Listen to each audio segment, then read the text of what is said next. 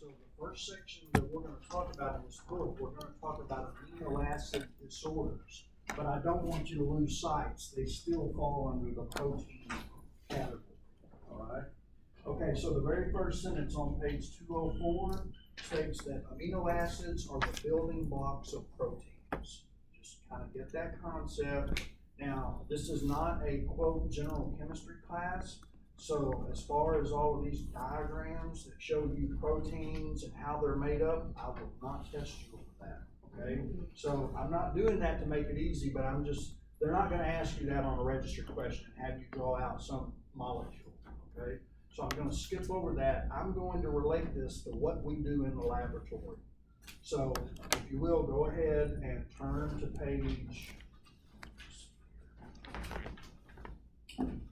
206 and 207 basically are trying to tell you the difference between essential and non-essential amino acids. You are welcome to read over that, but I'm not going to test you over that, okay? I'm going to tell you the ones that you will see when you go to clinicals, or you'll at least see physicians order certain tests. So on page 208, we're going to start this chapter basically with that word at the bottom of the left-hand column called amino acidopathies. Amino acidopathies. And the very first one that we're going to talk about is going to be the most important one that I'm going to stress the most. Like if you had to pick a test question, you better know PKU, because that's the one that they ask the most questions about. The definition for an amino acidopathy, okay, on page 208, says these are a class of inherited errors of metabolism in which there is an enzyme defect that inhibits the body's ability to metabolize certain amino acids. There are certain pathways that the body goes through to break down or metabolize amino acids, like there's one called the phenylalanine tyrosine pathway. And you can see an example of that pathway if you look just to the right of where we're at in the book. You guys see that big long pathway? You will not have to memorize that or know it, but when we talk about some of these disorders, if you'll look at that pathway, it may help you to understand, for example, if phenylalanine can't be converted to tyrosine, there's a block in the pathway, and it has to go an alternative route. That alternative route can cause a lot of harm to people if they inherit that disorder, okay? Now just bear with me, because when we go through these, I think you'll have a better understanding. The first amino acidopathy we're going to talk about is in the right-hand column on page 208. It's called phenylketonuria. Have any of you ever heard of that word? All right. For those of you that have been in the lab, I will guarantee you that you have a. Where did I put it?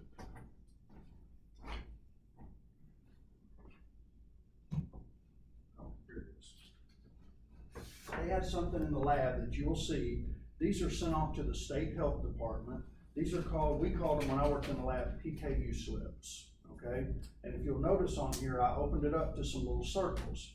Now that's not real blood I put in those circles, that's a red Sharpie, okay? But the whole object of this is babies, okay, have to be stuck in the heel and in the nursery, and a lot of times the nurses in the nursery will do this, and the phlebotomists don't have to.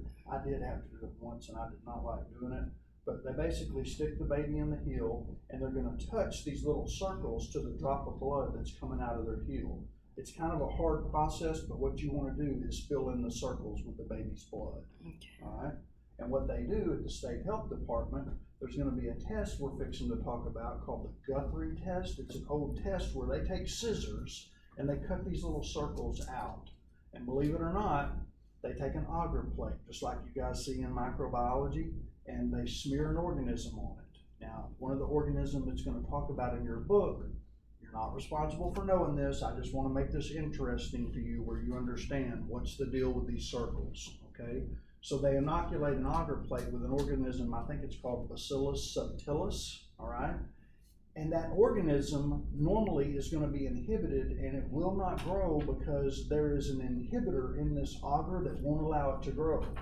But if a baby has too much phenylalanine in their blood, what will happen is it inhibits that inhibitor, and that organism will grow around this little filter disc that they've laid on top of the agar plate, all right? It's called a Guthrie test. It's all in your reading. You're welcome to read about it. But in my eyes, that's kind of an archaic test.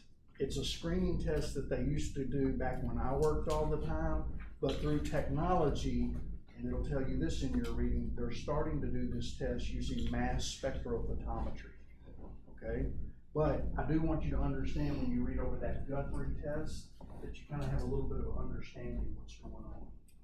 When we talk about these amino acidopathy, here's what I want you, this is the main thing, because when you read it, if you're like I was, I'm just like, way too much information overload, too much, okay? This is what I want you to know. When we go over an amino acidopathy, I want you to be able to tell me the enzyme deficiency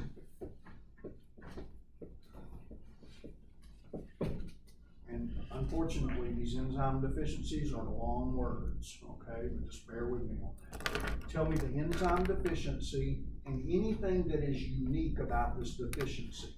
One of the things that I like to know is, will this deficiency or lack of this enzyme cause a newborn to be mentally challenged or mental retardation, okay? The reason I say that is, a lot of these enzyme deficiencies we're talking about, they are state mandated tests. They perform this test on every baby that's born at a hospital, whether the parents want that test done or not, okay? The reason they do it, even though it's a long shot for anyone to have this condition, if 1 out of 15,000 babies may inherit this condition, if they can catch it quick enough, they can change the baby's diet and then they won't be mentally challenged. You understand? But if they don't catch it and they keep giving them, like in this first one we're talking about phenylalanine, basically it just keeps getting worse and worse, and they have this substance called phenylpyruvic acid that builds up in the bloodstream and it basically causes brain damage. Okay, so they catch this in time and they say, look, we're sorry to tell you this, but your baby's gonna have a problem metabolizing phenylalanine, so what we need you to do is stop breastfeeding that baby now.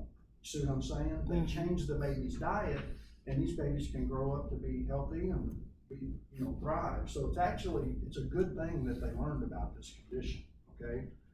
I'm talking about just PKU. There are lots of other ones too besides this, okay?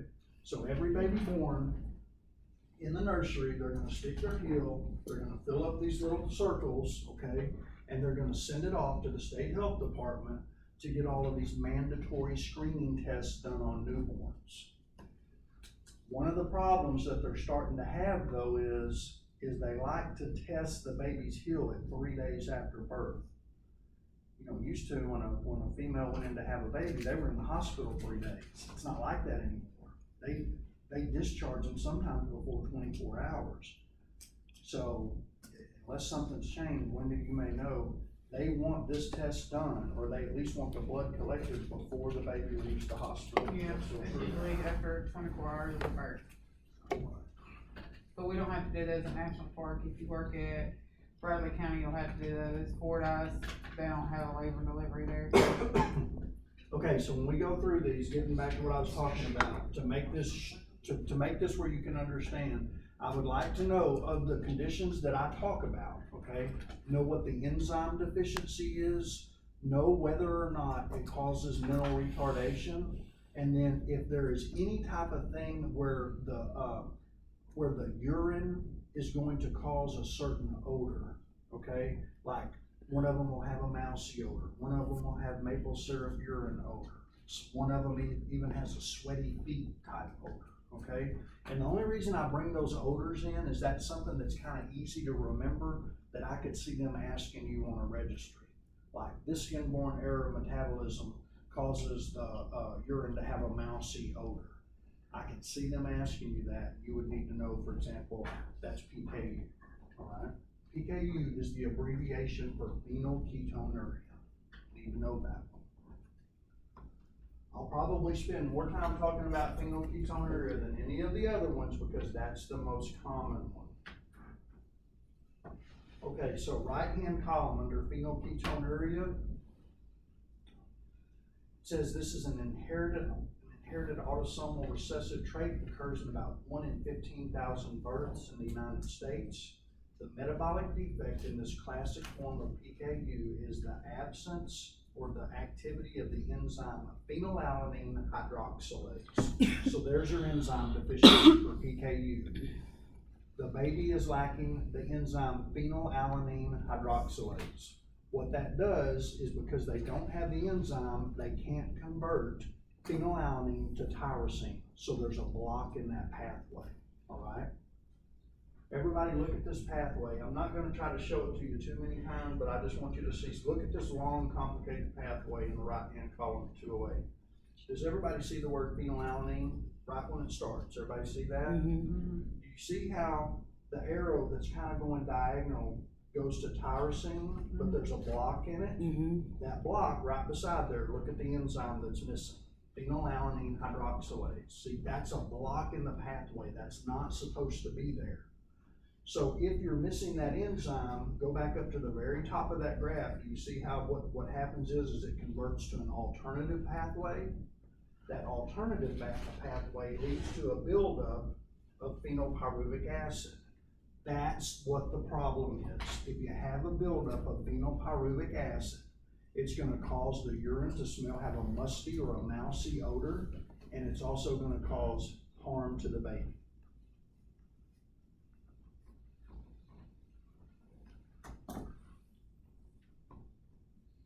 Okay, top line on page 209 says phenylalanine and its metabolites are found in both the blood and the urine of patients with PKU. Will cause the urine to have a characteristic musty or mousy odor. Okay, next paragraph. Not necessarily testing you on this, but I just want you to understand the importance of why they do the PKU. It says in infants and children born with this inherited defect, retarded mental development and microcephaly occur as a result of the toxic effects of phenylalanine and its metabolic products on the brain. It does say brain damage can be avoided if the disease is detected at birth and the infant is maintained on a diet containing very low levels of phenylalanine.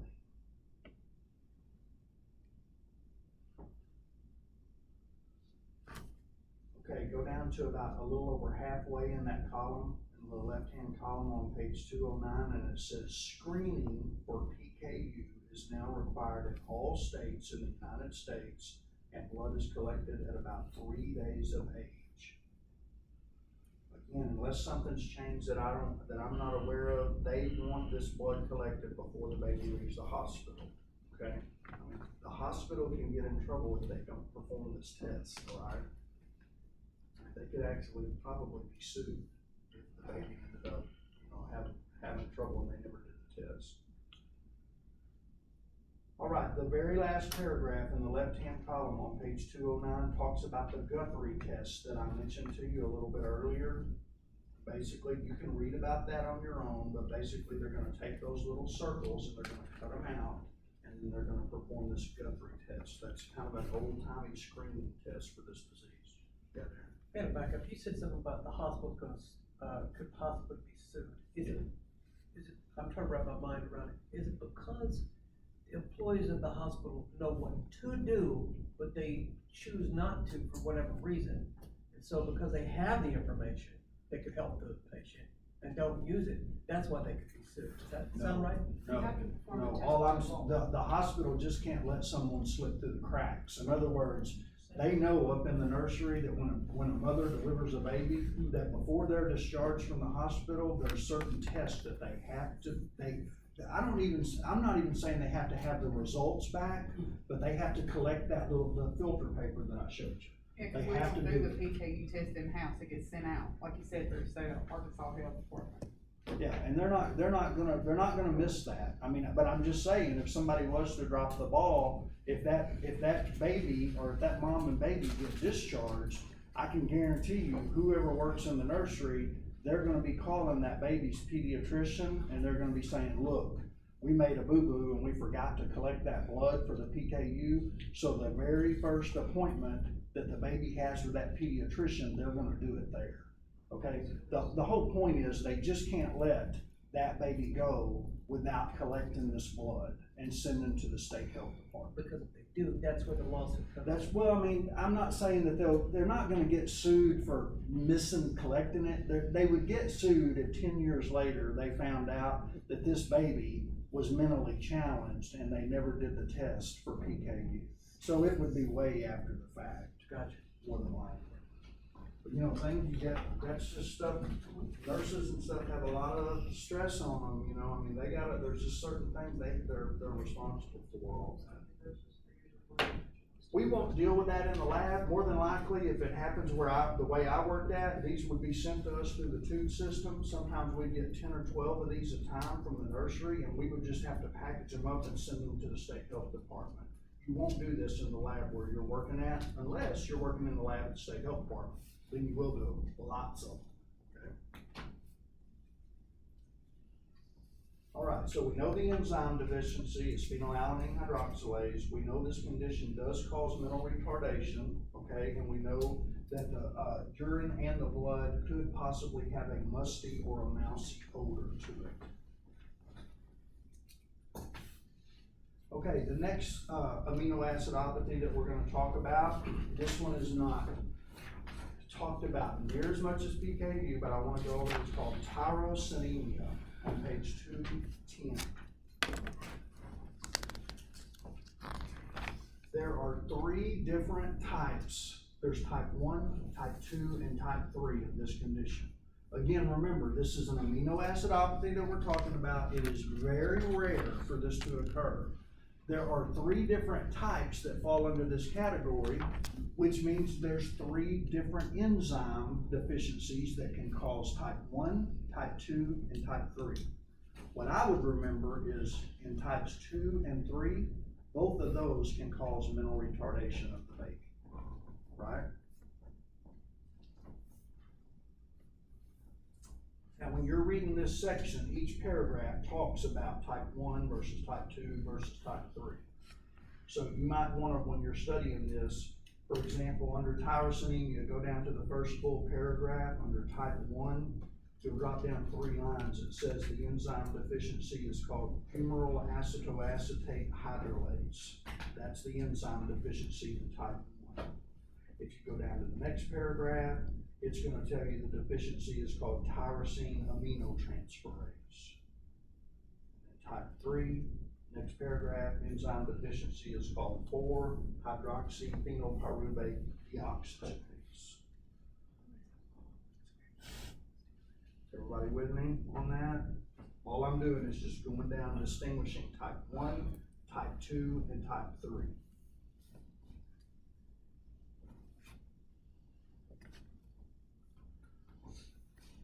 The next amino acidopathy that we're going to talk about, you guys, believe it or not, have already heard about this one in your analysis. Okay, the next one we're going to talk about is in the right-hand column on page 210 called alkaptonuria. Somebody tell me something about it that you remember from your analysis. Alkaptonuria.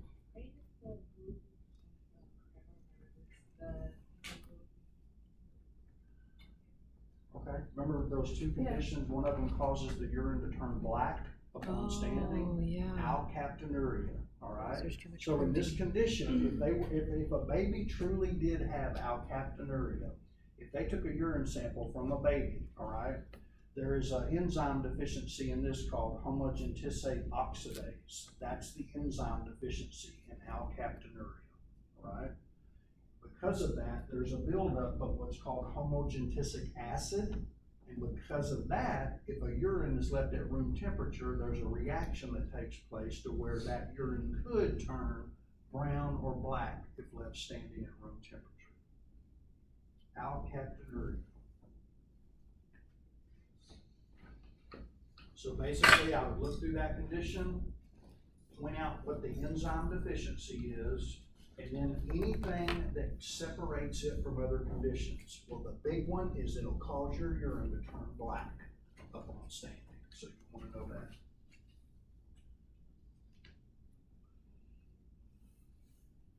All right, another amino acidopathy called maple syrup urine disease. Go down to the second line, it says reduced activity of a complex of enzymes known as the branched chain alpha ketoacid decarboxylase is what causes this condition.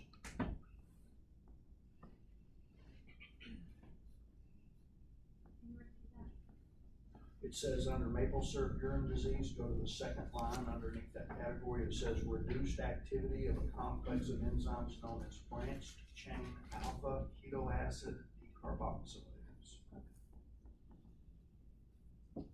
Okay, in this condition, I'm skipping about 8 or 9 lines, but in this condition, it says the most striking feature of this disease is the characteristic maple syrup or burnt sugar odor of the urine, breath, and skin of patients with this disease.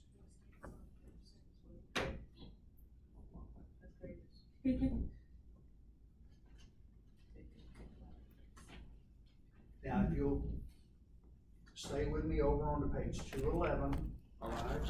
Go to page 211, and if you'll go down on page 211, it looks like to about the 6th line down, it says that undiagnosed and untreated, the disease can progress to cause severe mental retardation. Not all of these conditions that we're talking about causes babies to end up being mentally challenged, but a lot of them do, okay? So I would definitely be able to recognize the ones that have a problem with mental capabilities of the newborns, all right? Yeah, so like the patient's everything smells like maple syrup. Pretty much, just Wait, be what able was that last to, sentence he said? be able to Undiagnosed? assimilate that with that condition. Undiagnosed and untreated, the disease can progress to cause a severe mental retardation. Now, guys, the big deal about all this that I want you guys to understand is there's a lot of these, and I don't expect you to remember every one of them and all these enzyme deficiencies, except the ones that I really asked you to, like the one on PKU. But I just want you to understand the importance of why we do these tests is because even it's a rare condition, but if we can catch this soon enough, all the physicians have to do is regulate the baby's diet, and they won't have these severe disorders. You understand what I'm saying? That's why it's important that they test them. It may not ever happen where you work at. You may not ever see one or know about it. I think PKU, if I remember right, it said 1 in 15,000 babies will have this condition. So, I mean, that's rare, but that's actually significant enough that it causes them to test every baby. Does most of them come with breast milk or? Phenylalanine is in breast milk, yes. So that's probably one thing they're gonna mix right away. Now, you have to have, some of these amino acids, you have to have phenylalanine to live. You can't just cut it off completely, but they're not gonna let the baby get as much of it. You see what I'm saying? If they can just taper it down and just give them the limited amount they need, then it should be okay. Okay, isovaleric acidemia. Again, this is the very next amino acidopathy. The one thing I want you to know about that, I mean, it tells what the enzyme deficiency is, but this condition causes a characteristic features a distinctive odor of sweaty feet. Sweaty feet, isovaleric acidemia.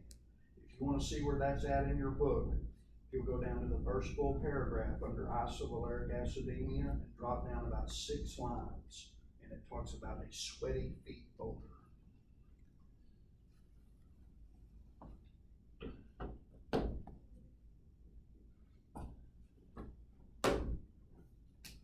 Homocystinuria, this is the next one. I'm on page 211 in the right-hand column. Go down to about the 7th line. It says this mutation results in a deficiency of an enzyme cystathionine beta synthase. That's the enzyme deficiency. And at the very end of that paragraph, it states that this condition can cause mental retardation as well. Very last word of that paragraph.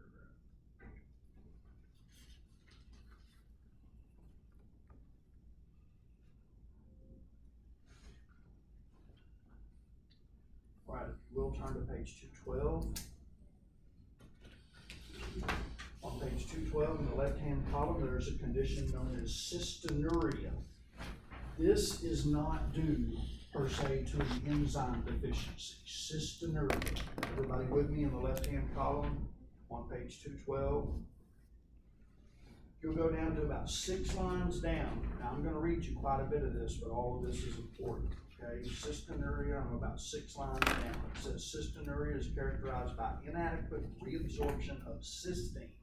Remember, that's an amino acid during urine formation in the kidneys, resulting in an elevated concentration of cysteine.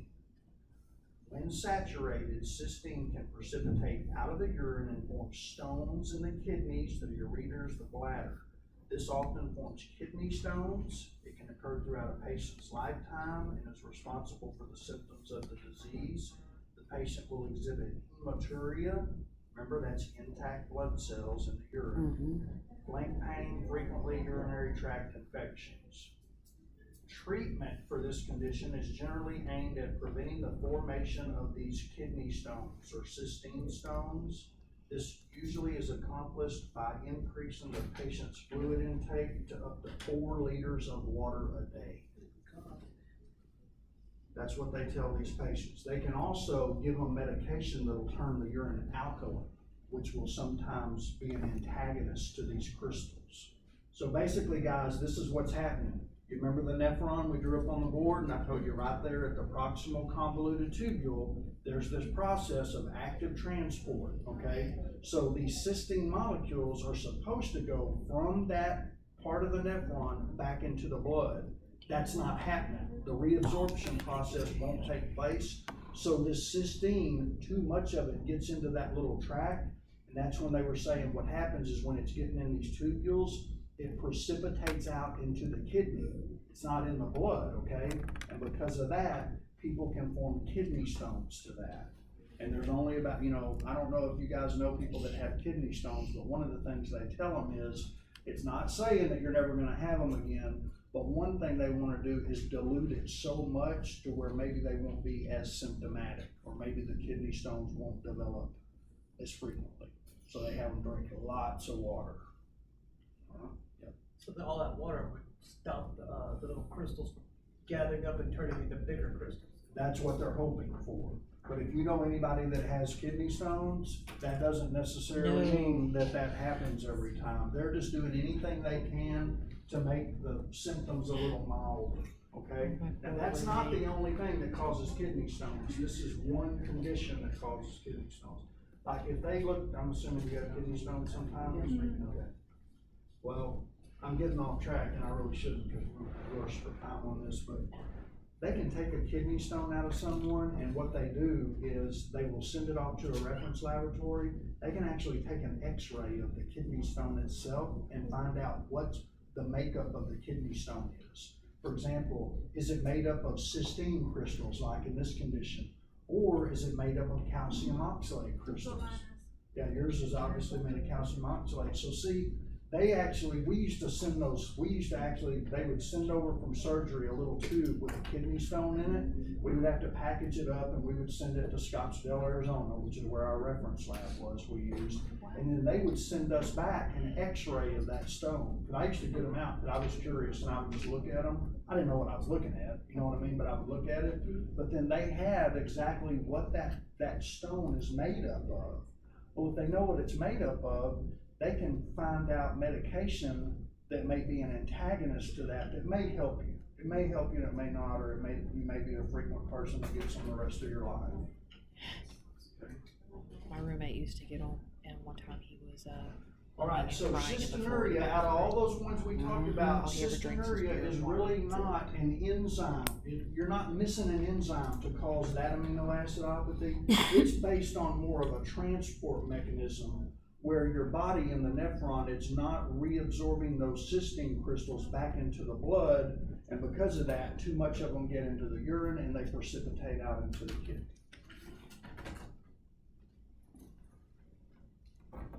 All right, that's pretty much all of the amino acidophilies. So now we gotta start talking about other things with proteins. So if you will, turn to page 214, under synthesis or production of. This is a very important sentence I'm fixing to read you. Make sure that you have this highlighted or an asterisk in your book under synthesis on page 214. It says most plasma proteins are produced in the liver and are secreted by the hepatocyte. All that is a liver cell. Hepatocyte is a liver cell. It does say, however, the immunoglobulins, which hopefully you guys remember from serology, the immunoglobulins are an exception because they are produced in plasma cells. Remember us talking about that in serology? Remember what immunoglobulins are: IgG, IgM, IgA, IgD, and E, okay? But other than those, everything we're pretty much gonna talk about today, the liver has a job in the body. It helps produce these proteins we're gonna be talking about. So if you have liver damage, like if something causes your liver to not function properly, it can cause you to not produce these proteins and you can have a low protein. Okay, unfortunately, we've got to talk about 27 different things that are different types of proteins, all right? But I just want you to understand, big broad picture. If you ever take a multiple choice test and it talks about, well, what could be a reason to cause you to have a low albumin level, for example, right? Albumin is a protein. I want you to always think about liver damage. Any type of liver problem can cause you to have a low, any protein we're talking about, except the immunoglobulins. Immunoglobulins are produced by white blood cells or plasma cells. If any of you have forgotten what a plasma cell looks like, you guys remember when we set up the scopes and I showed you guys the plasma cells? What's one cell that you can mistake a plasma cell for? Does anybody remember? Whoever said lymphocyte, that's correct. Lymphocytes have a round nucleus, right? But in plasma cells, if you'll remember, I told you, yep, it'll kind of be to the side, Eccentric. and there'll be a little bit of a central area of power around it. That's a plasma cell. That's what I was told. However you want to remember, okay? But plasma cells are important. Now, just to keep building on this, what is a condition to where if you have lots of plasma cells in the bone marrow or the blood? Multiple myeloma. And then we talked about in blood bank the other day how to build on that. Multiple myeloma will cause your red cells to do what? Rouleau formation. Remember how they stack like coins? I don't expect you guys to remember all these questions. I really don't. Because I know I wouldn't have known them when I was sitting where you guys are. But I do want you to at least know that in your future, you should be able to start building on this stuff. Like say, oh, okay, well that kind of makes sense because remember what they said in blood bank or remember what they said in microbiology. So all proteins, just remember it this way, pretty much all proteins are produced in the liver, okay, except for the immunoglobulins, which are produced by plasma cells. Because on your registry, if I had to guess, they're gonna ask you where's immunoglobulins produced at, and they're wanting you to say in the liver. You see what I mean? That's gonna be a throw-off answer.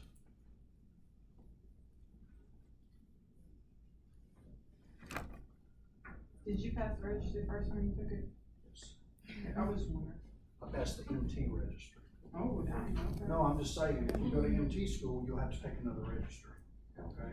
And I'm not saying it's harder or whatever, but I've had students that have taken both registries that said that they thought the MLT registry was harder than the MT registry. But again, we're not trying to toot our own horn up here, but Jason and I, for whatever reason, and a lot of it I give credit to the students, but we had 100% pass rate last year, so we're hoping that you guys have that. But that is no guarantee that you will. If you don't study for that test, don't think they won't fail, okay? We've had students in the past that have failed. You have to study. How long did you study for yours? The MLT test, I probably studied a lot harder than I did the MT test, because when I went through MT school, they didn't have the online stuff, so I basically saw all this information twice, and I didn't study that much for the MT test, and I scored pretty good on that one. The MLT test, I studied my butt off for, and I didn't score as good as I needed to, or as I should have. Okay, functions of proteins on page 216. I'm not gonna read over all these, but on page 216, all these highlighted words, this is basically just saying enzymes are proteins, okay? Hormones are proteins. There's transport proteins. We're gonna talk about all these transport proteins today, like haptoglobin, ceruloplasmin, albumin, prealbumin. We'll talk about all of these. The immunoglobulins, you guys already know these are proteins, right? All the different immunoglobulins. There's structural proteins. There's storage proteins, like the storage form of iron is ferritin. Okay, that's a storage protein. And then what's that last one there? Energy source, like creatine. That's an energy source. Creatine is actually a protein as well.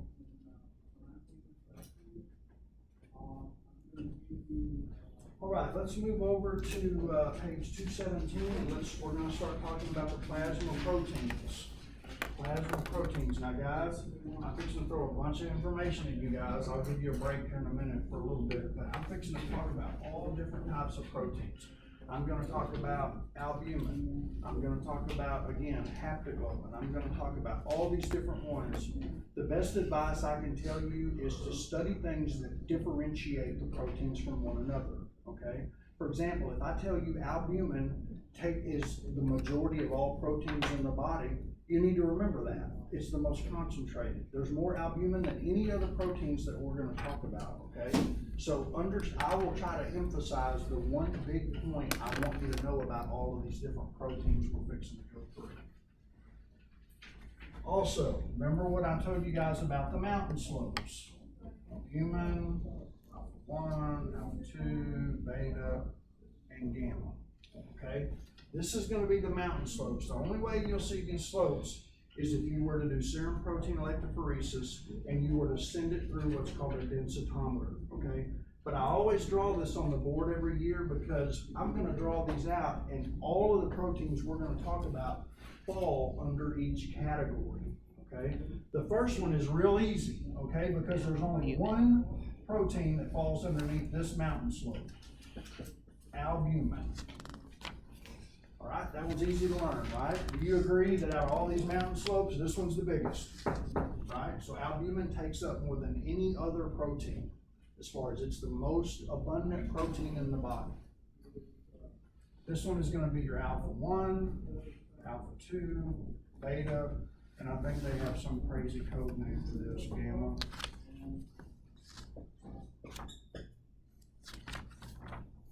So as we go through these, I just want you to understand, alpha 1 is not one single protein. Alpha 1 is a category of proteins, and different proteins will fall underneath this class, this class, this class, and this class, okay? So these are just protein categories.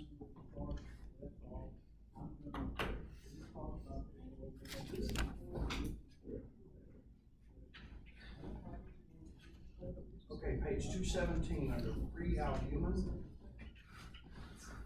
It says prealbumin or transthyretin on the left-hand column at the bottom of page 217.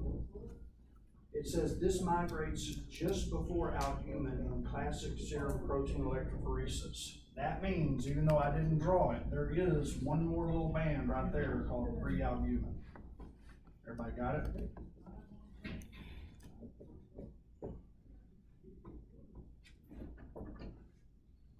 Okay, the main function of prealbumin, drop down two sentences. It says prealbumin is a transport protein for the thyroid hormones.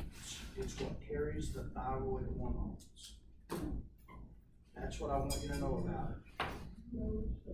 Thyroxine and triiodothyronine are both thyroid hormones, and prealbumin is what's responsible for carrying those thyroid hormones. Okay, that's it. Just kind of, there's a lot more to it than that, but that's what I want you to know about prealbumin, and that if you were to electrophoresis it, generally it travels just ahead of albumin. Okay, you won't see it. You're not going to see it in the electrophoresis we do, but it does tell you that in the book. Okay, next protein, albumin. Page 217, right-hand column under albumin. It says albumin is produced in the liver at a rate of 9 to 12 grams per day and is the most abundant protein in the plasma. That's the important part I want you to remember.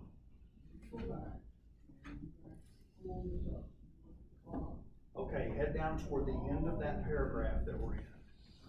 Toward the bottom of that paragraph, it does say that albumin is responsible for nearly 80% of the colloidal osmotic pressure of the intravascular fluid.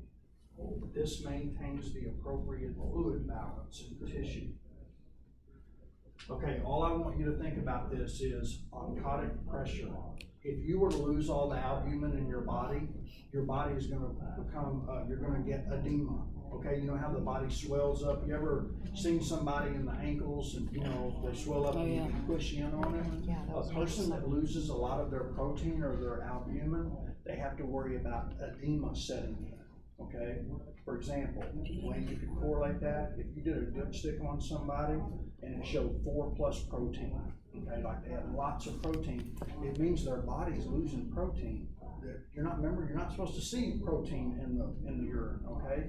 So if they're losing all of that protein, one of the things that you might think about is that patient may have a lot of edema or a lot of swelling because that oncotic pressure is not working, okay? Albumin is responsible for maintaining fluid balance in the body, right? If you lose that protein, it causes your tissue in your skin and intravac to swell, right? So even though you would think, well, they're swelling up, they got too much protein, that's not the case. Because they lose their proteins, their fluid balance gets off in their body, right? Again, remember, edema is where you can you'll know it if you ever have to draw blood from somebody that has edema real bad, you can just push in and it doesn't come back up. Okay, it kind of stays sunk in. So it's basically like shut down your lymphatic system? It can, yeah, if it's bad enough.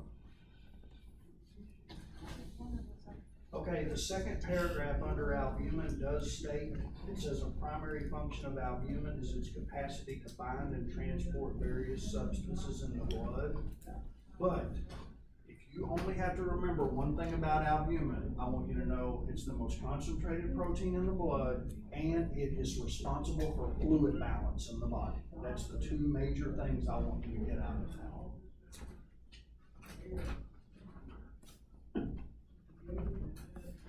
You'll turn to page 218. Okay, this is a huge chart, and the only thing I want to tell you about this chart is a lot of the proteins that we're going to talk about. This would be a good study page where you could look at each individual protein, and then in the very right-hand column of that graph, it kind of tells you the functions of the proteins. But some of the proteins that's on that chart, I'm going to skip over today because I just have to kind of guesstimate which proteins I think that they'll ask you about on the registry or that you'll see in clinicals. So there's gonna be some of these proteins that we do not talk about today. And if we don't talk about them, they're not gonna be on your exam, okay? Okay, so we've covered albumin, right? We're finished with it. Now we've got to talk about the class of these proteins, alpha-1 proteins. There is one protein in your body that takes up 90% of this band. 90% of this area, your alpha-1 proteins, is something called alpha-1 antitrypsin. Alpha-1 antitrypsin. Most of the time, what they're worried about on this band right here is instead of there being a mountain slope, is there not being a mountain slope. That means you're deficient in 90% of the time, it's alpha-1 antitrypsin.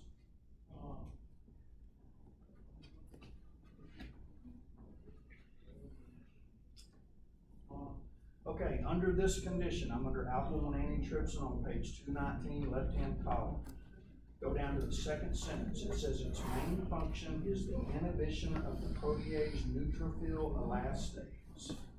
Neutrophil elastase is released from leukocytes or white blood cells during an infection.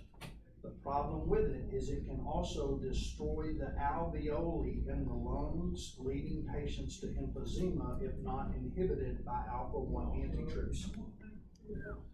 So alpha-1 antitrypsin, what it does is it helps the body balance. Like if you get an infection, for example, right, your white blood cells are gonna come out, they're gonna do their thing to help fight off that infection. But if something doesn't keep that elastase in check, even though the body's doing what it's supposed to, it can actually destroy the alveoli in the lungs. This alpha-1 antitrypsin is what's responsible for stopping that happening. So here's the deal with it. Here's what I think is so important about alpha-1 antitrypsin. If you are deficient in this protein, if you don't have much alpha-1 antitrypsin, you do not need to smoke. You understand what I'm saying? Yeah. If you don't have this protein, I mean, you're already taking a chance by smoking, right? But if you don't have this protein, more than likely, if you're around any type of hazardous chemicals or anything, you are a strong candidate to develop emphysema later on in life. Now, does that mean that you cannot get emphysema if you have this protein? No, okay? I'm just telling you, this protein, alpha-1 antitrypsin, has to do with people getting emphysema. That's real important, so that's what I want you to pull out of that.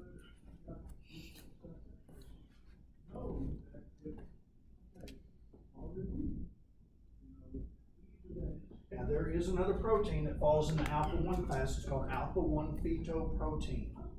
You guys have heard of that? Have we talked about it in any other classes? Alpha-1 fetoprotein.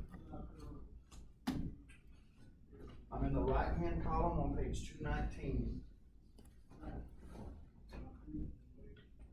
It says alpha-1 fetoprotein is produced in utero by the developing embryo and the fetus, and then by the parenchymal cells of the liver. Now I'm skipping about 7 lines, and it says conditions associated with an elevated AFP concentration includes spina bifida, and we're talking about on the fetus, all right? Spina bifida, neural tube defects, abnormality wall defects, encephaly, general fetal distress, and the presence of twins can also cause an alpha-1 fetoprotein. Low levels of alpha protein can indicate risk for trisomy 21 or Down syndrome, where there's another condition, I haven't heard of this much, called Edwards syndrome.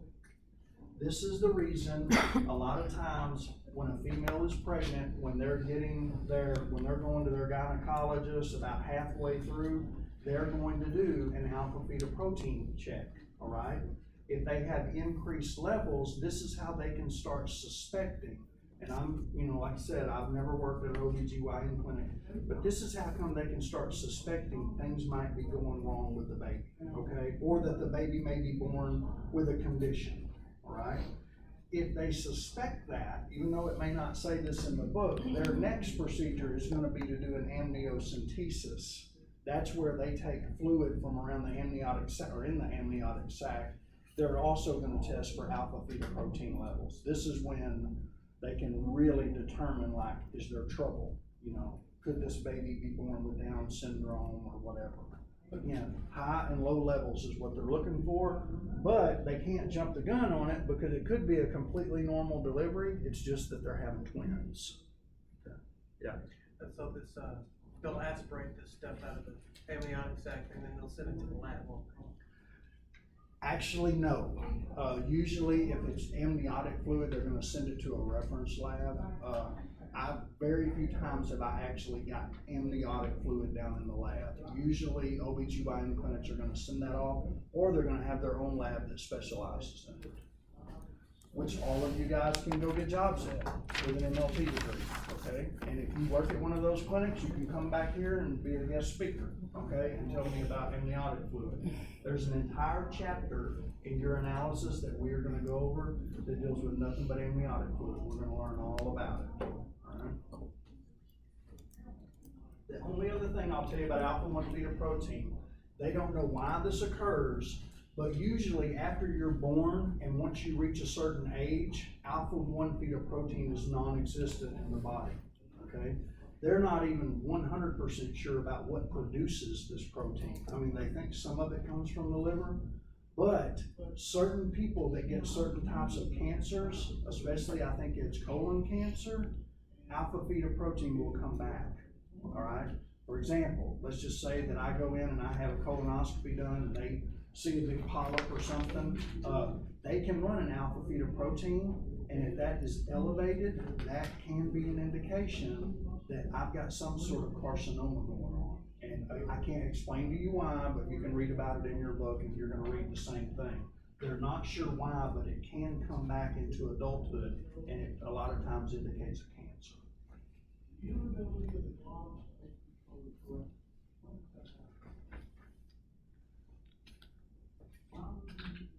Okay, guys, let's take about 5 minutes.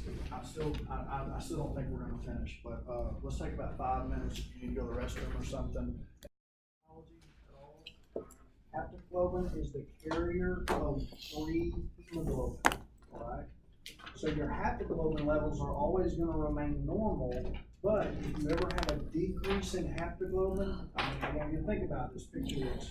If you have any process happen in your body where hemoglobin is starting to be released at increased levels, your haptoglobin is going to be all used up binding to that. So I want you to imagine something. What if something is put into your body that causes all your red cells to start lysing? Right? Your red cells lyse, the hemoglobin busts out, and you've got free hemoglobin, so all this haptoglobin swoops in and tries to bind to it. Because it all has to swoop in to do it, guess what happens to your haptoglobin level? Goes down, it plummets. The reason I tell you that story is one of the first things they do if they suspect someone is having a transfusion reaction, like they've been given the wrong type of blood or something. If that happens, what happens is all your red cells start lysing, right? So one of the tests that we used to have to do on a transfusion reaction workup is that patient automatically had to have a haptoglobin level tested. What you don't want on a haptoglobin is a low level. That's not the only thing that can cause your red cells to lyse. You can be having an autoimmune hemolytic anemia. Anything in the body that causes intravascular hemolysis will cause your haptoglobin level to go down, all right? So just remember, haptoglobin, the main function I want you to know is it's a carrier of free hemoglobin. That's the main thing you need to know about that. It states that under haptoglobin, if you'll drop down about 10 or 11 lines, it says the primary function of haptoglobin is to bind free hemoglobin to prevent the loss of its constituents, iron, into the urine. Right? Okay, the next protein we're going to talk about, ceruloplasmin. Ceruloplasmin. Remember that starts with a C, has to do with copper. Okay, whenever you hear the word ceruloplasmin, it says this is a copper-containing alpha-2 glycoprotein enzyme that is produced in the liver. You'll skip down about 8 lines. It tells you that 90% or more of your total serum copper is bound to ceruloplasmin, with the remaining 10% bound to albumin. Where is that? No, I missed that. Where? The reason I tell you that is because I remember when I worked in the lab, I never saw an order come down to the lab that was wanting to know the copper level. It always came down and they wanted to know the ceruloplasmin level. Ceruloplasmin is basically the test that they will order when they're wanting to know your copper status. Okay? They won't just order copper. They're going to order a test called ceruloplasmin.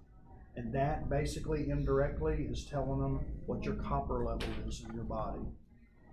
Everybody with me on that? Can you Not repeat with the me? 90%, 10% thing? I Because it's not in I here. don't see the 90-10. Yeah. It's not. No, I don't see anything that says 90% or 10%. It's 100%, it's a last sentence of the first paragraph. I'm looking, I'm sorry. Where? No, we're good, we're good. Oh, Yeah. God, how did they put it? They That's put right. it in words, that's why. What, don't, Yeah. no, well, in No, because they have percentages other places that are in numbers. Don't, you're not supposed to mix the As long two, as we got ever. it, as long as we got it. There's a couple of diseases I that still we'll see it. talk about. No, it's happening. Hey guys, listen to me. There's a couple diseases that we will talk about in future chapters concerning a couple of diseases that go with copper levels. One of them is called Wilson's disease, Mhm. and then there's another one that's even called kinky hair syndrome. All right, but that is in your reading, so when you read it, I don't want you to think I just skipped over it. I just want you to know at this point there are some diseases associated with abnormal copper levels in the body, or should I say ceruloplasmin. Okay, next protein, go down to the very bottom of page 221 called transferrin. You guys already know this one, I'm hoping. On page 222, it tells you the major role of transferrin is the transport of iron. You guys remember that from hematology? Transferrin's major role is the transport of iron in the body. On page 222, the second line down says transferrin binds and transports iron to its storage site, such as the liver, where it's incorporated into apoferritin, another protein, to form ferritin.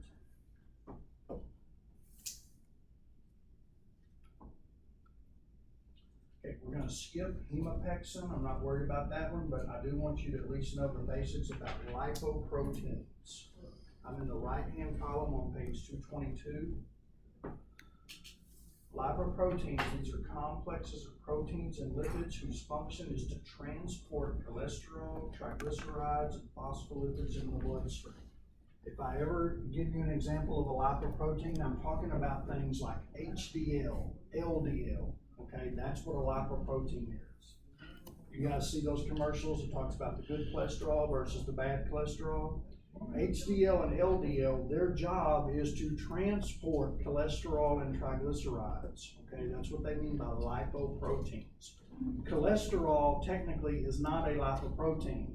HDL is a lipoprotein, all right? HDL, LDL, there's even one called VLDL, which stands for very low density lipoproteins.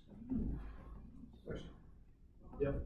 These lipoproteins, can they show up in a centrifugation? You can test for them by centrifugation, but they have technology out now where if a physician orders a lipid panel, it tells you the cholesterol and the triglycerides, but it also breaks it down into how much good cholesterol do you have versus bad cholesterol. But HDL and LDL really are the carriers of cholesterol and triglycerides.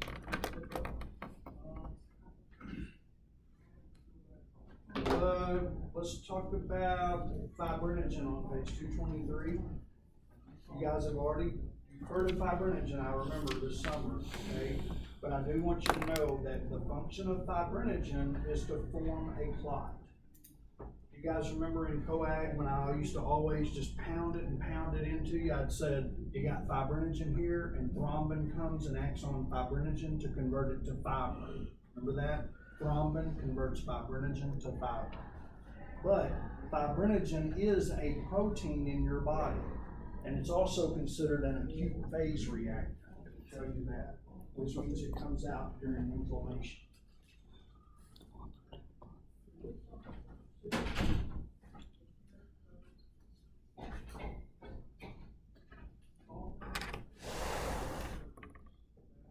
C-reactive protein, right-hand column on page 223. It's produced in the liver, and it is one of the first acute phase proteins to rise in response to inflammatory disease. C-reactive protein.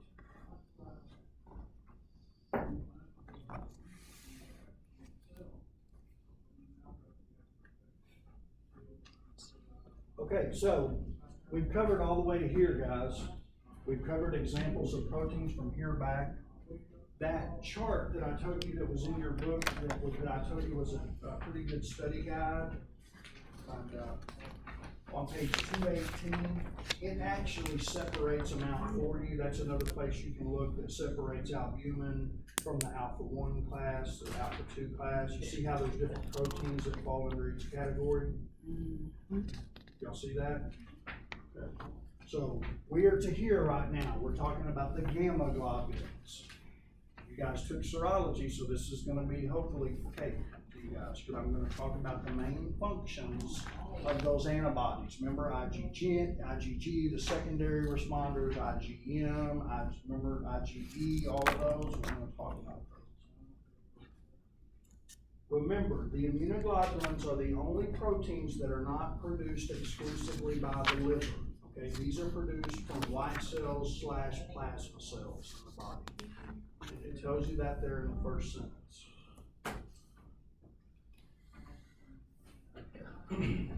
I'm under immunoglobulins in the left-hand column on page 224. drop down about 10 lines, and it says there are 5 classes of immunoglobulins: IgG, IgA, IgM, IgD, IgE. So I'm gonna go through each one of these, okay? And guys, I have in my book, I always mark stuff that's on the exam, so I make sure that I cover it, okay? I've got 3 spots on these 2 pages, so there's, there's like 3 test questions on what we're fixing to talk about, so pay attention here. And again, I think some of you will be able to recall this information from in the summer. Okay, right-hand column on page 224, go down to the last paragraph, page 224. IgG is the most abundant class of antibodies found in the plasma and lymph. Now, the main thing that I want you to know about it, go down to the very last sentence on page 224. It says IgG is capable of crossing the placenta, so any IgG present in a newborn serum was synthesized by the mother. Now, from serology, I also, and I don't know where it's at in your reading, but I also want you to remember about IgG. That is a secondary antibody that's produced. In other words, that kind of shows immunity. You remember me telling you, for example, if you get hepatitis B, all right, an IgM antibody is the first antibody that appears. But once you start seeing IgG antibodies, that means you have developed an immunity to that hepatitis because that's a secondary antibody. So it's Remember, hard. IgG is an incomplete antibody. You guys remember when I used to draw? Remember I told you a big snowflake is IgM. It's got 10 binding sites, remember? But an IgG molecule only has 2 binding sites. Incomplete, complete.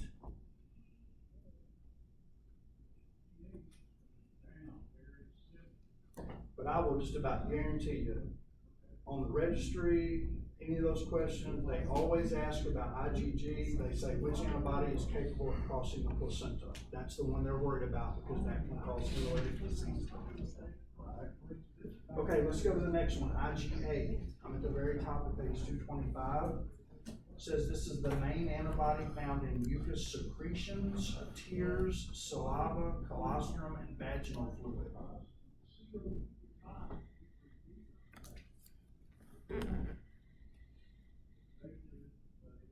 Next paragraph, IgM. This is the first antibody to appear in response to stimulation. And that's usually what they ask you about IgM. Now, there's going to be a lot more that you guys are going to need to know about IgM in relation to the blood bank and things like that. But I just want you to, again, IgM is the first antibody that appears. If you detect an IgM antibody in somebody, that means they either had the infection or they are just starting to develop antibodies. Like if you're dealing with a specimen and they're positive for a hepatitis B IgM antibody, you better have on gloves because it's in the infective stage. See what I'm saying? Like they are just starting to develop an immunity. IgD, next paragraph. They don't know a lot about IgD. They very rarely ask questions about IgD, but I do want you to understand that it is one of the immunoglobulins.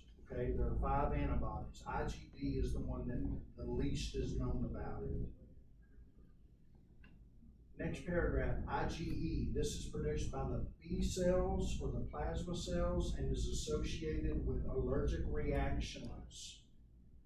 In other words, somebody that has hay fever or asthma, for example, they're going to have a high level of IgE antibodies.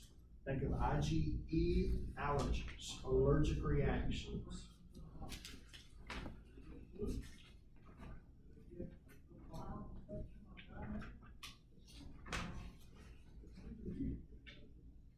Okay, let's move over to page 228.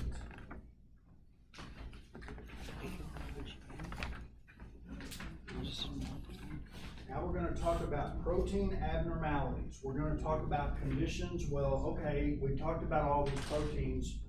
What causes you to not have many proteins? What causes you, even though it's kind of rare, to have too many proteins in your blood? So the first word we're going to talk about is called hypoproteinemia. page 228, right-hand column. What I want you to know about this section is, what can cause you to lose proteins in your body to where you would have a low amount, okay? Now, I'll give you time to find these, but if you'll skip down to looks like the 6th line, it indicates the word renal disease. You have kidney disease. In other words, no reabsorption is taking place. You're losing all your proteins out in the urine, okay? So that's a condition that can cause you to have hypoproteinemia, kidney failure, or renal disease.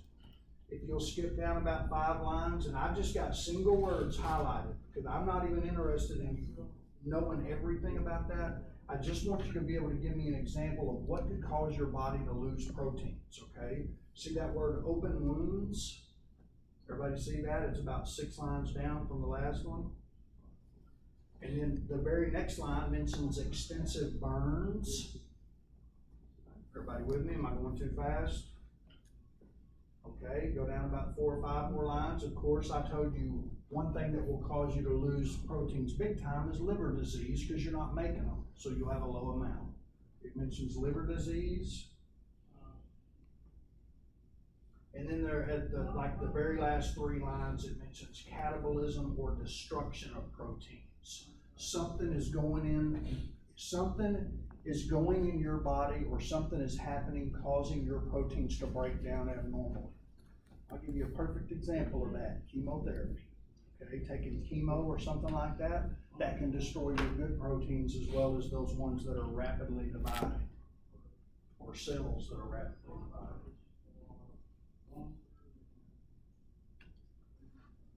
You will see not enough proteins quite often, okay? Very rarely will you see too many proteins, hyperproteinemia. The first thing I want to tell you about hyperproteinemia, the number 1 cause of hyperproteinemia, it's really not true hyperprotein, it's a relative instance when a person is dehydrated. Think about it, if all the water is out of your blood, okay, you have very little water, do you not agree that relatively speaking, it looks as though the proteins are more concentrated because that water was diluting it, all right?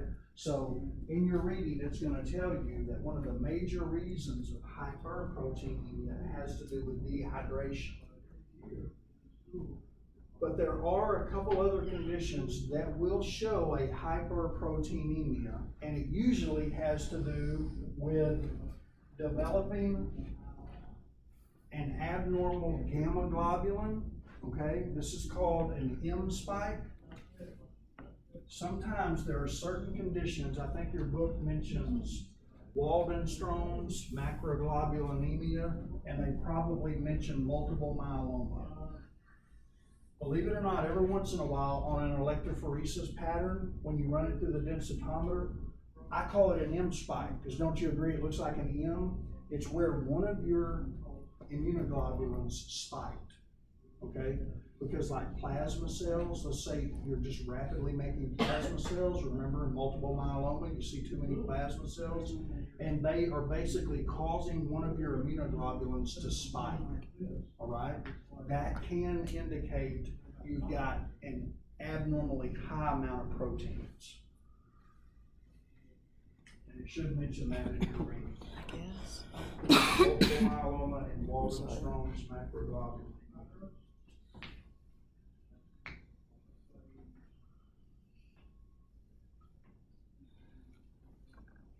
Okay, right-hand column on 229. Okay, we're getting to the part now that you'll actually do as medical lab techs. We've learned all the theory about all the proteins, different kinds, what the function. Will you ever be asked to recite those functions while you're at work? Probably not. But you will test for all this stuff. So now we're going to go over, well, what are some common methodologies on how we test for things? The first one we're going to talk about is a total protein level. How do we test for that as MLTs in the laboratory? Do you guys remember when we were doing specific gravity Friday and I told you, I said, don't pay attention to that other grid over there? Remember I told you that grid is used to measure total protein. You can actually put a drop of serum on a refractometer and measure the total protein that way. I've never seen that done that way, ever, in the laboratory. I've seen a total protein taken off a refractometer. but that is one way to measure for it. So flip over to page 230. Now, all that you're seeing is under total protein on page 229 is it's telling you ways that you can measure total protein in the lab. Your first one on page 230, see that word? I don't even know if I'm pronouncing it right, the Kjeldahl method. That's a method for measuring total protein. The one I want you to know that I know they'll ask you about is the Biuret method. It's at the very bottom of the left-hand column on page 230. It says the Biuret procedure is the most widely used method for the determination of total protein and is recommended by the Internal Federation of Clinical Chemistry Expert Panel. So what I did is at break earlier, I went in and pulled our kit that measures total protein, all right? This is a lab that we may or may not do, just depends on if we get time, but I pulled the package insert out of here, okay? And guess what it says the principle of the reaction is? The Biuret method, all right? So I want you always to remember, even if you gotta memorize it, the Biuret method is the most common way to measure total protein in the laboratory. It's based off of measuring peptide bonds, okay? That's the basic principle of the reaction. But I pulled the package insert just to make sure that it said that. Now, it does go on to mention that there are dye binding procedures and all of that, but instead of you memorizing all three of those, I would rather you associate the Biuret method is the most widely used means to measure total protein, okay? Albumin, if we look on page 231, you guys see albumin in the left-hand column. The very first sentence under albumin, it says the most widely used method for determining albumin are dye binding procedures. So again, I went in the refrigerator and I pulled the kit that we normally do labs on. And this, I don't know if you guys can see it from where you're at or not, but this is the kit that measures albumin. Okay, we do a test in the lab to measure albumin levels. I pulled out the package insert because there's an area that says principle of the procedure. It says Brom-Kressel green. So if you read under albumin level, it talks about these dyes they use. They say Brom-Kressel green. I think they mention Brom-Kressel purple. They may even mention orange. Okay, so I just want you to remember that. Okay. You do not have to be an expert on this, but I'm hoping when you take your registry and they say the following dyes might be used to measure what, if they start mentioning stuff like Brom-Kressel, whatever, okay, green, orange, purple, that you can associate that with a measurement for albumin, all right?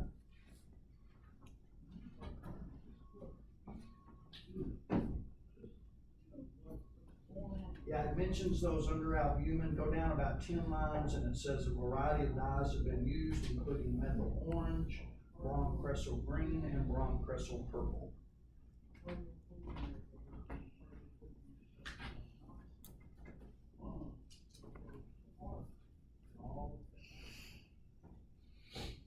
Okay, electrophoresis on page 232.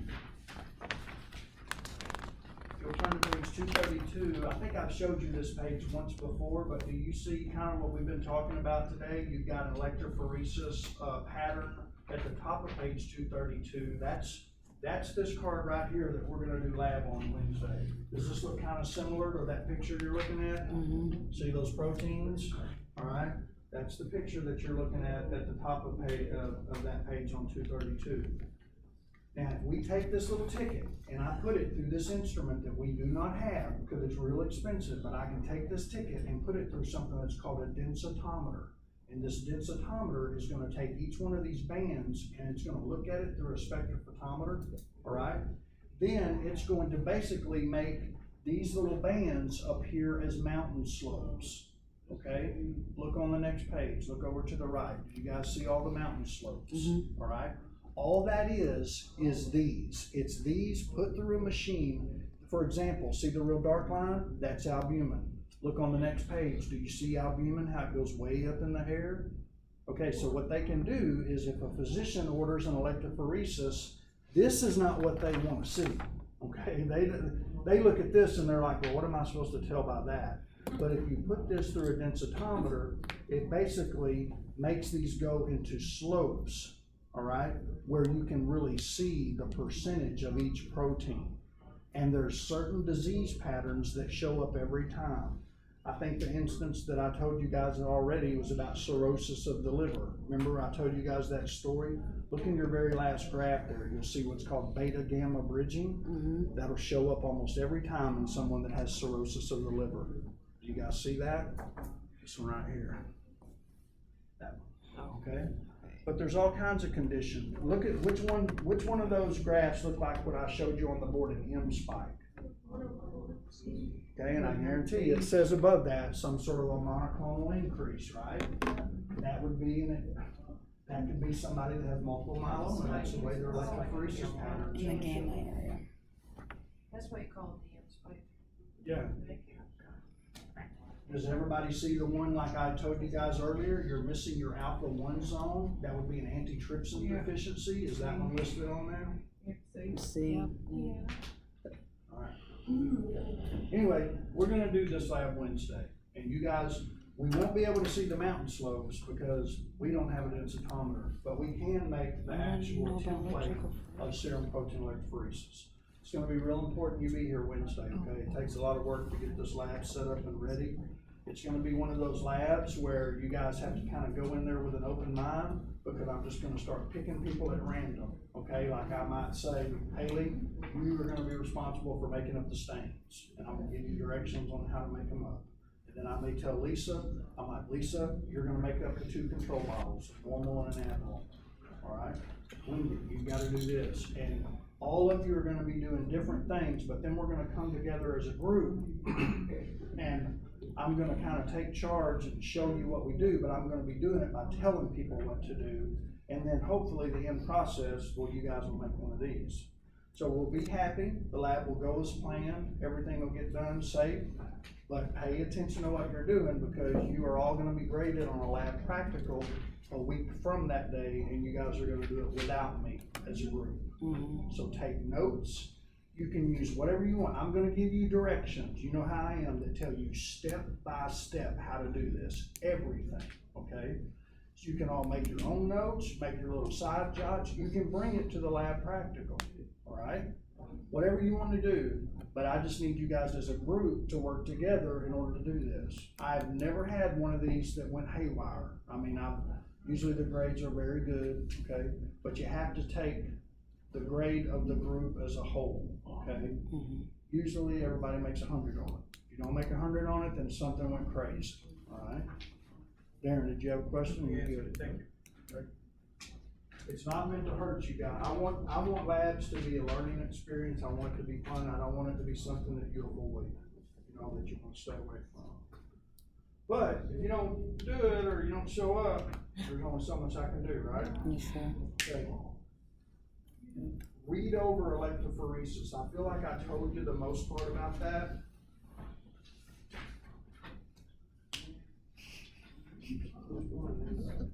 Red. Urinary protein on page 236. Yeah, read the whole thing. Read all about electrophoresis. You're gonna see agarose gel electrophoresis and all different types. We're gonna do something in the lab called a quick gel electrophoresis that we can knock out in like an hour and a half.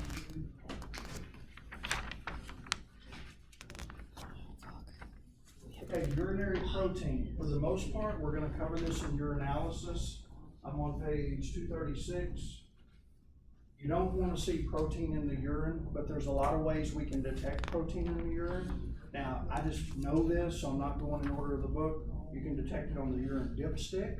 Okay, we've already talked about that, remember? There's something called the protein error of indicators, where your little pad will change based on a chemical reaction that causes the pH of the pad to change due to how much protein's in the urine. Do you guys remember in the intro class where I took a urine specimen and I added what was called sulfosalicylic acid to it, and it turned cloudy? Remember I showed it to you and I said the more protein that's in the urine, the more cloudy it turns? That's called the sulfosalicylic acid. There's also turbidimetric reactions where you can basically just add a chemical, proteins in the urine, makes it go cloudy, right? The reason I'm kinda going fast over this is because if I test you on this, it's gonna be in the urinalysis class, okay, not the chemistry. I just want when you're reading that material for you to kinda understand a little bit about what I just went over. All right, I think we are gonna get through this chapter, believe it or not, okay. The last thing I wanna talk about is on page 238, CSF protein. CSF stands for cerebral spinal fluid. Sometimes, I've been talking about serum protein electrophoresis today. They can also do spinal fluid electrophoresis. Spinal fluid is a sterile substance, guys, and when they take it out of a body, when you guys see it in tubes, it looks exactly like water, okay? If it doesn't look like water and it has any type of cloudiness or anything to it, that's not good, okay? Spinal fluid should be crystal clear and look like water.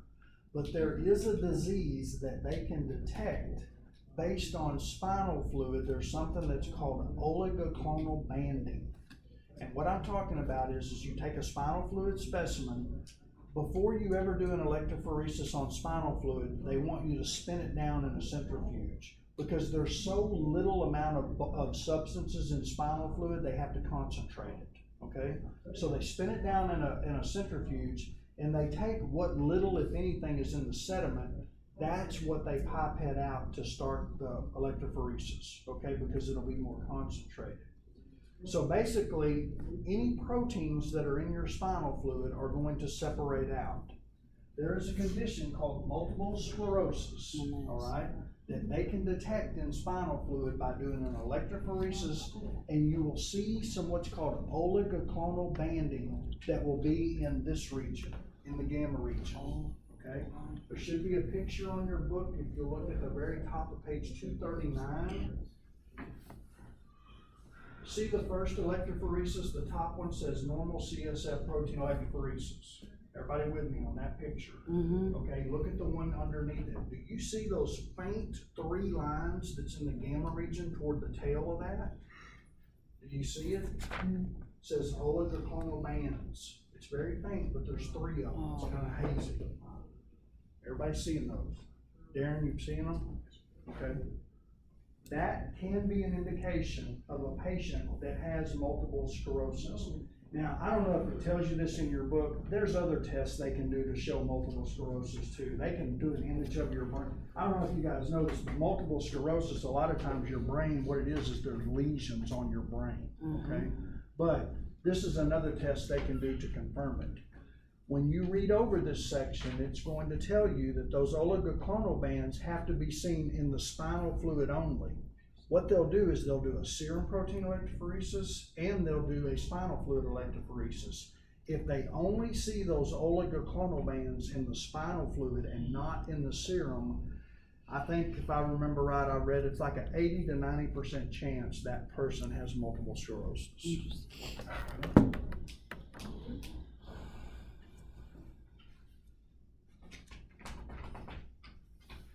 There's other things. Oh yeah, there's one more part I want you to highlight under CSF protein.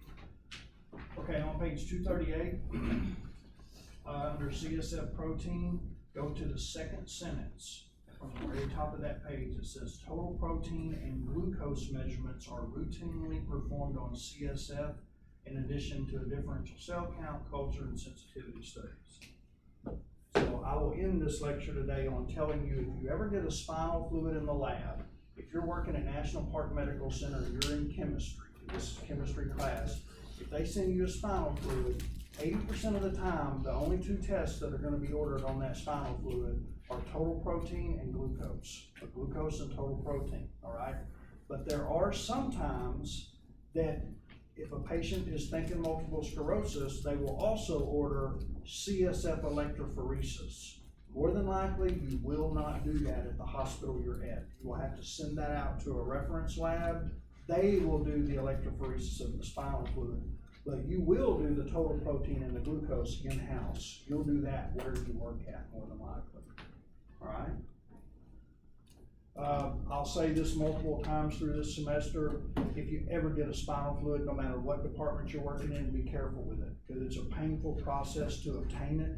You don't wanna drop a spinal fluid on the floor, okay? I mean, I know you're thinking, well, we would never do that. You'd be surprised. I mean, you get busy in the lab, but you don't ever wanna contaminate a spinal fluid. Like, for example, you know how a lot of times we're working with stains and stuff like that? If you happen to get one drop of a stain in a spinal fluid, I mean, that ruins the specimen, so you gotta be careful with that, all right? I mean, that stuff is like gold. Don't, just be very careful. One thing I used to do in the laboratory, if I ever got a spinal fluid, I would always open it and pour off just a little bit in a different tube. That way I have the original specimen, so if I screw it up, I didn't screw up the whole thing. Right. See what I'm saying? All right, we covered a lot of information on proteins.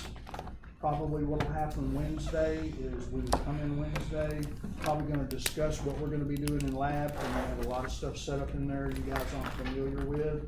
And then I'll probably give us the entire lab period, or the entire period Wednesday to do the electrophoresis. I Yes, don't sir. think that I'll be doing lecture. If I do spend any time, it'll be going over your test with you.